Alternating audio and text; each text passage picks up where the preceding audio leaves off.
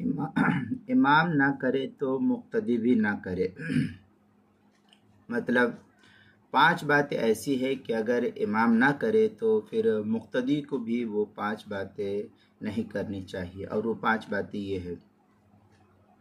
Number 1، اگر امام نے عید کی نماز میں تکبیر زائد ترک کر دے تو مقتدی بھی ترک کر دے، چھوڑ دے۔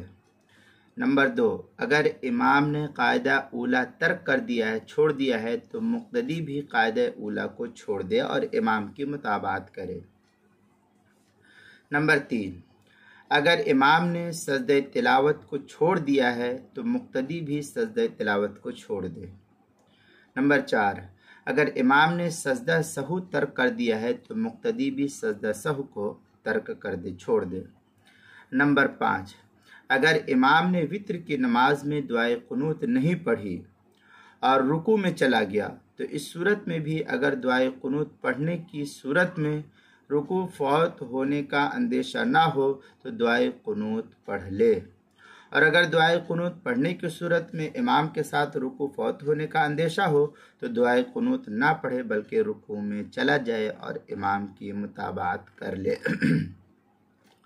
چنانچہ فتاوی ہند کے اندر ہے 5 اشیاء اذا ترک الامام ترک المقتدی ایضا وتابع تکبیرات العید والقعدۃ الاولی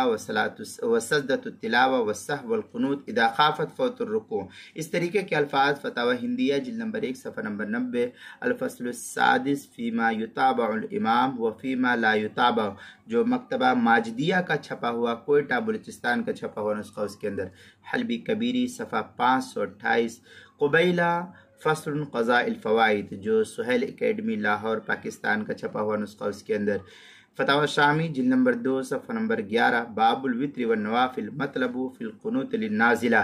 جو ایم سعید کراچی پاکستان کا چھپا ہوا نسخہ، اس کے اندر اسی طریقے سے نماز کے مسائل کا انسائکلوپیڈیا جلد نمبر 1 صفحہ نمبر 179، حروف تہجی الف، عنوان ہے امام نہ کرے تو مقتدی بھی نہ کرے۔ اس کے تحت جو ہے اس مسئلے کی وضاحت نقل کی گئی ہے۔